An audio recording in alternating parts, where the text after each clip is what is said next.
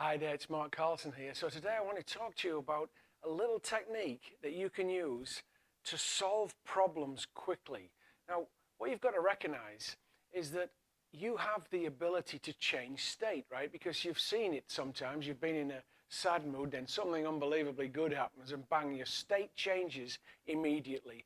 Or you have a profound healing, you get a perception change. That's essentially what healing is, right? Because when something changes at the perception level, everything looks different. And of course, then it feels different and then we feel good. So how can we do that? When we're stuck with a problem, this is the easy way to change your state.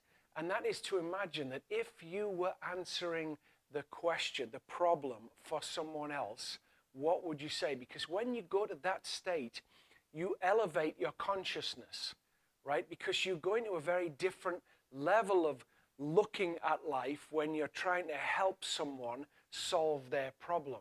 So that's the first thing you want to be doing when you're encountering a challenge or a problem. If I was teaching that to somebody else, what would I actually say? That's what you've got to look at. What would I do? What would I say if I was the teacher in this particular context? Now, of course, whatever you focus your attention on, your energy flows there. So you're immediately, because you're putting your attention on being the teacher in this challenging situation, then what happens is that you access different aspects of your unconscious and you start to change. Your ability to see a different reality is heightened because your attention's going on you being the teacher and on you assisting someone else, rather than it being on the problem, this big wall, this big stuckness in front of you, you see. Now, the other thing that you can do is to get off the problem. Now, how do you get off the problem? You simply bring your attention to where your feet are, right? So rather than putting your attention on the problem, put your attention on where you actually are, where the moment you're connected to is actually going on. And of course, your body's always in the present moment, always. It can't not be. So that's the easy thing to do. You just check out your five senses. But you also say, where are my feet? And what does it feel like to have feet? What does it feel like to have the roof around me the way it is, or the space around me the way it is? What's my relationship like with this moment? Now, when you pull your attention from the thinking stuff, really, down into the moment, you actually align with the moment, and the moment has the answer.